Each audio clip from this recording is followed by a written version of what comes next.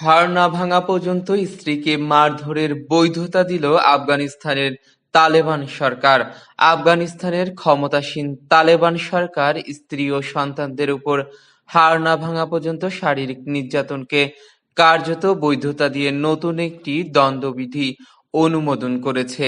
তবে মারধরে যদি গুরুতর জখম বা হাড় ভাঙার প্রমাণ পাওয়া যায়, সেক্ষেত্রে স্বামীর বিরুদ্ধে শাস্তিমূলক ব্যবস্থা নেয়ার কথা বলা হয়েছে। ব্রিটিশ সংবাদ মাধ্যম দ্য ইন্ডিপেন্ডেন্ট এর প্রতিবেদনে বলা হয়, ৯০ পৃষ্ঠার এই নতুন ফৌজদারি আইনে আফগান সমাজে সবচেয়ে পশ্চাৎপদ কিছু চর্চাকে আইনি স্বীকৃতি দেওয়া হয়েছে। এতে বিশেষ করে নারীদের ন্যায় বিচার পাওয়ার পথ আরও কঠিন হয়ে উঠবে বলে মানবাধিকার বিশেষজ্ঞরা আশঙ্কা করছে। তালেবানদের সর্বোচ্চ নেতার স্বাক্ষরিত এই আইনটি কবে থেকে কার্যকর হবে সেটি এখনো জানা যায়নি।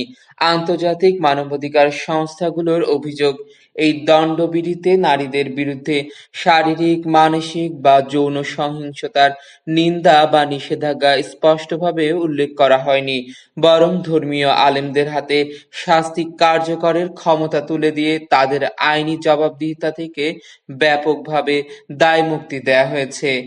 এই বিষয়ে আপনাদের কোনো মন্তব্য থাকলে অবশ্যই আমাদেরকে কমেন্ট বক্সে জানাতে পারেন।